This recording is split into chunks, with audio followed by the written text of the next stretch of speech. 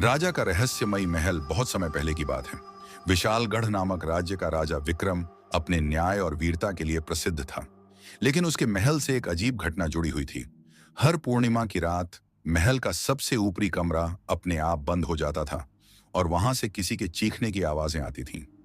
राजा विक्रम इस रहस्य को सुलझाना चाहता था, लेकिन जो भी सैनिक उस कमरे में जाता वह कभी वापस नहीं आता। पूरा राज्य डरा हुआ था।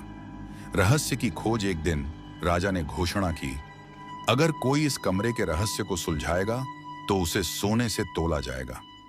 एक बहादुर युवा सैनिक अर्जुन सामने आया। उसने कहा, मुझे आज रात वहां जाने दीजिए। राजा ने उसे अनुमति दी, लेकिन चेतावनी भी दी कि अब तक जो भी गया वह वापस नहीं आया। रात हुई। अर्जुन तलवार लेकर कमरे में गया। दरवाजा अपने आप बंद हो गया। अंदर अजीब सी ठंडी हवा चल रही थी। अचानक एक छायामयी आकृति उसके सामने आ गई। खौफनाक सच। अर्जुन ने देखा कि वह आकृति एक बूढ़े दरबारी की आत्मा थी।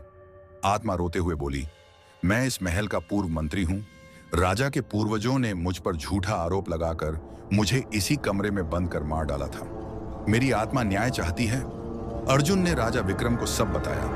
राजा ने मंदिर में पूजा करवाई और आत्मा से क्षमा मांगी।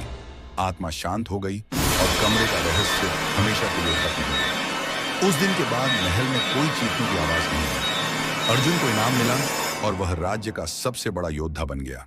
सीख, सच चाहे जितना भी गहरा हो, हिम्मत और सच्चाई से उसे उजागर किया जा सकता है।